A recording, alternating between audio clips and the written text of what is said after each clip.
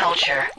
For all of the villainous performances we've seen in Batman films over the years, you could very easily accuse DC and Warner Bros. Of playing it all too safe. We've seen 3 Jokers, 2 Two-Faces, 2 Banes, 2 Catwomen, and while other more famous members of the Rogues Gallery like the Riddler, Penguin, Scarecrow, and Poison Ivy have appeared only once each, there really ought to be more variation in who Batman fights, don't you think? So, with suggestions that the next solo Batman film will include most of Batman's villains, where can Ben Affleck turn to for a little originality? I'm Ben from What Culture, and here are 10 essential Batman villains not yet used in the movies. Number 10. Calendar Man. Calendar Man has rather unfairly garnered a reputation for being something of a comic figure, despite the fact that he's an arch criminal, albeit one whose gimmick makes him fairly easy to track. His most interesting appearance, and indeed the one that would work best in a film, sees him reimagined in The Long Halloween as a sort of Hannibal Lecter-like figure who helps Batman find the holiday killer. Weirdly, he's arguably more dangerous behind bars than he is outside, and changed from a third-string comedic character into a great, very relevant one, his story deserves to be told, particularly if Affleck is indeed making an Arkham Asylum film. Number 9. Deacon Blackfire. Not all supervillains need to be grotesque, otherworldly creations with super strength and laser beam eyes. Some could be just as compelling, wielding little more than their corrupting influence, like Deacon Blackfire, Gotham City's most famous cult leader who built an army in the city's sewers, started a violent war on crime, and took over the place entirely. Most impressively of all, he also indoctrinated Batman and took him in as a cult follower before the Dark Knight eventually broke his conditioning and took him down. Considering the symbolism of power and fear in the movies, he'd be a perfect foil for Batman. Number 8. Solomon Grundy. Solomon Grundy is a wholly different prospect to every other Batman villain. He's undead, for a start, having been murdered in the 19th century and brought back to life thanks to the magical properties of a swamp, and has super strength and immortality to set him apart from other zombies. He's also a key part of the excellent The Long Halloween story, which definitely needs to be made, helping Harvey Dent take down Sal Maroni for the acid attack that turned him into Two-Face. That should be reason enough to want to see him on film. Is the world ready for Batman vs. the immortal super zombie? You bet your ass it is. Number 7. Man-Bat. He might be higher on the weird spectrum than a lot of traditional evil stereotypes in the Rogues Gallery, but Man-Bat is as great as he is striking. As well as every advantage bats have, flight, sonar, giant claws, and teeth, he also boasts super strength, super speed, and superhuman senses. And, most importantly, he looks like a massive bloody bat. Man-Bat is the purest horror character there is in the Batman universe, a sort of comic book version of Dr. Jekyll and Mr. Hyde. And in a sense, he doubly confirms why Batman is so fearsome to villains, and throwing that back in Batman's face is something no other villain really does quite so handily. Number 6. The Mad Hatter.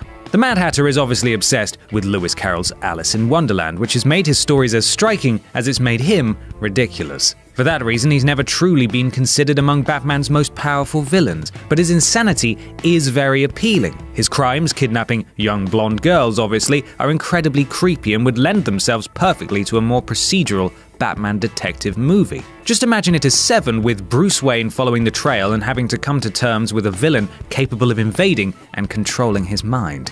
That's something we've not seen before. Number 5. The Court of Owls. Though they only debuted in 2011, the nefarious, mysterious group calling themselves the Court of Owls have been the biggest new villains introduced in Batman comics for some time. They also perfectly suit the idea of Batman as a sort of dark people's champion, fighting the corrupt elite classes intent on retaining power at any cost and by any means. Their chief power is their money, and their use of the immortal assassins group, the Talons, wiping out any who threaten to expose or dethrone them. In that respect, the two-tiered dynamic would mean that we'd get a story testing both Batman's detective skills to uncover the court and his fighting skills to defeat the Talons.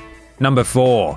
Hugo Strange. You don't become the first real recurring villain to someone as big as Batman without earning your stripes. Before the Joker leapt to the top spot, mad scientist Strange terrorized Gotham with his Monster Men. Since those early days, though, he's been reinvented as a psychologist, but in most iterations, he's intelligent and dangerous enough to work out who Batman really is. He's a typical mad scientist type, fascinated by Batman as a specimen to be dissected, and of course his involvement, which has been heavily rumored before, would mean we could get a proper Arkham Asylum film. Number 3. Clayface.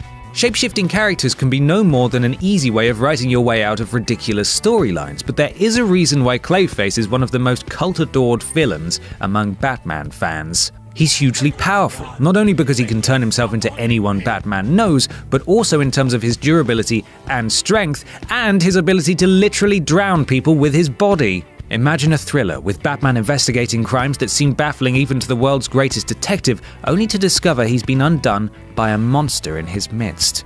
It writes itself. Number 2. Red Hood. Some of the most successful Batman villains are those with personal vendettas, and they don't come much more personal than Jason Todd's. The second Robin was killed by the Joker in A Death in the Family, but returned to become Gotham's newest vigilante with precisely none of the restraint of Batman. As he's had the same training, he's essentially Batman, but with an underlying violent tendency and no personally installed rules for not killing. No limits means great results, and his very existence makes Bruce Wayne question just how much good he's even doing as Batman. That's got to be a great foundation for a compelling but still action-heavy film, and it's already set up thanks to Todd's apparent murder in the DCEU. Number 1. Hush. Otherwise known as Tommy Elliot, Hush, like the very best villains, was created to be the antithesis to Batman. He and Bruce Wayne were childhood friends from similar class backgrounds, only Tommy's family were abusive, driving him to attempt their murder. He vowed vengeance against the Waynes when Bruce's dad, a surgeon, saved his mother's life. Hush is very much the there but for the grace of God version of Batman, forced to stay at home and care for his mother or risk losing his inheritance. And on discovering that Bruce Wayne is Batman, he manipulates almost all of Gotham's villains in a grand conspiracy, proving his intelligence and guile. And while he's not superpowered, he is cunning, conniving, and willing to kill, with deep-rooted personal reasons for wanting Batman dead. It's surely only a matter of time before someone brings him to the big screen. And that's our list. Are there any other Bat baddies we missed off? Let us know in the comments below, and don't forget to like, share, and subscribe. You can even follow me here on Twitter if you fancy. I'm Ben from WhatCulture, and thanks for watching.